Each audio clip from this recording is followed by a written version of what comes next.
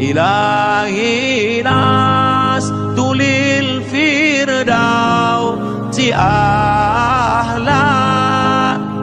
Bicara tentang Turki terlalu jauh.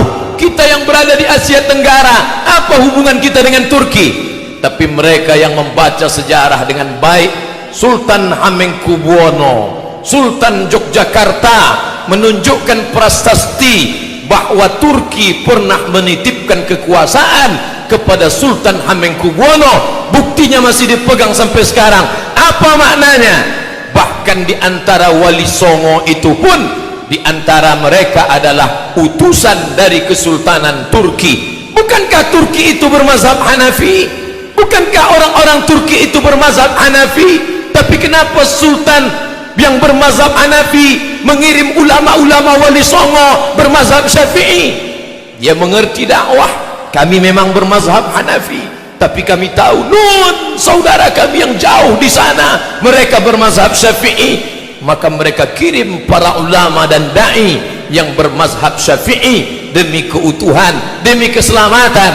Mereka lah dulu yang menerangi bumi Nusantara ini, yang sebelumnya nenek moyang kita menyembah batu, menyembah lembu, menyembah setan. Tapi begitu da'i Islam dari Turki itu datang, semuanya bersyahadat asyhadu an la ilaha illallah wa asyhadu anna muhammadan rasulullah. Maka kejatuhan Turki juga ikut menjadi keruntuhan kita. Apakah malam tak berakhir? Tak tampakkah cahaya? Ternyata di tengah gelapnya sekularisme, di tengah gelapnya westernisasi kebarat-baratan, dalam kekuasaan Islam kalah, dalam politik Islam jatuh, dalam ekonomi berkeping. Tapi ada satu titik terang, ada satu yang tidak dihapuskan oleh Mustafa Kemal Atatürk. Apa dia? Madrasah Imam wa Khatib. 1924 masjid tidak lagi ramai, khamar dihalalkan, perjudian, prostitusi, pakaian pendek, semuanya merajalela. Tapi ada satu yang tidak dapat dihapuskan, Madrasah Imam wa Khatib. Ada sekolah khusus untuk imam dan khatib. Pelan tapi pasti, walaupun negara sekuler, walaupun orang mabuk di tengah jalan, walaupun diskotik di mana-mana, Madrasah Imam wa Khatib tetap eksis. Guru-guru dengan keikhlasan mengajarkan Al-Quran, guru-guru dengan lillahi ta'ala mendidik anak-anak. Subhanallah, Masya Allah, dari Madrasah Imam dan Khatib itu hampir seabad lamanya mereka ingin memadamkan cahaya Allah. Yuriduna ayutfi'u nurallah, mereka ingin memadamkan cahaya Allah. Wallahu mutimmu nurihi, tapi Allah menyempurnakan cahayanya. Masya Allah, ada satu yang tak padam, Madrasah Imam wa Khatib.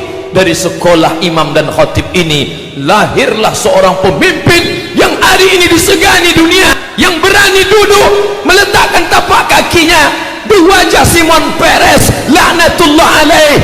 Dia berani menunjuk wajah Simon Peres. Inilah orang yang berani membunuh anak-anak Palestina. Ya qatilul abriya, wahai engkau yang berani membunuh anak-anak Palestina. Laki-laki itu bernama Erdogan, seorang alumni dari Madrasah Imam dan Khatib.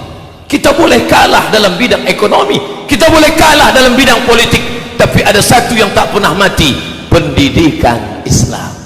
Mari kita tanamkan agama Islam di dalam diri anak-anak kita.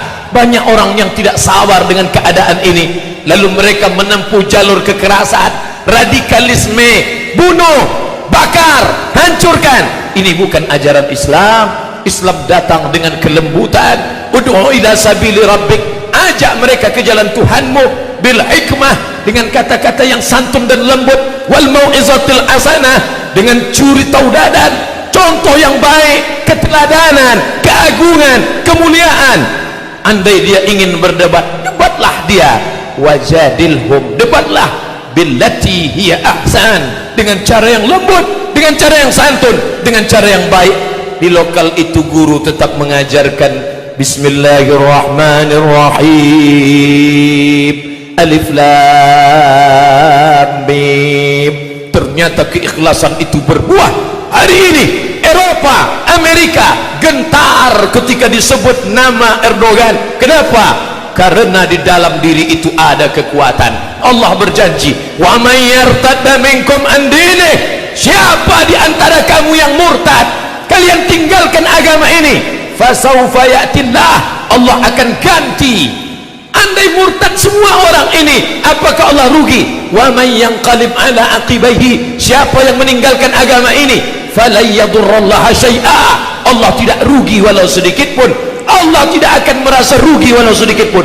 Ketika semua orang Turki meninggalkan Islam, ketika mereka merubah masjid menjadi museum, ketika mereka melarang perkumpulan, apakah rugi Allah? Wa may yartadda minkum an dinihi, siapa yang murtad meninggalkan agama ini, fasawfa ya'tillah, Allah akan ganti. Dengan apa Allah mengganti? Biqaumin, dengan sekelompok orang, yuhibbuhum wa yuhibbunah, Allah cinta kepada mereka dan mereka pun cinta kepada Allah. Yujahiduna fi sabilillah, mereka berjihad di jalan Allah dan mereka tidak takut sedikit pun, karena yang mereka perjuangkan adalah bumi Allah, yang mereka tolong adalah hamba-hamba Allah, dan mereka mengharapkan balasan hanya dari Allah Subhanahu wa ta'ala. Setiap pagi, petang, siang dan malam kita katakan, innaka la tukhliful mi'ad, engkau tidak ingkar janji. Itu terlalu jauh Bapak Khotib, itu terlalu jauh Pak Ustaz, itu tidak terjadi di tempat kita. Bisa saja terjadi. Jangan bangga dengan masjid yang besar, jangan bangga dengan masjid yang megah. Kurang megah apalagi masjid Hagia Sophia yang mereka robah menjadi museum. Kurang hebat apalagi masjid Al-Hamra, masjid Cordoba di Spanyol. Tapi hari ini orang tidak lagi boleh sholat di sana. Di tempat mihrabnya terpancang palang salib terbesar di Spanyol.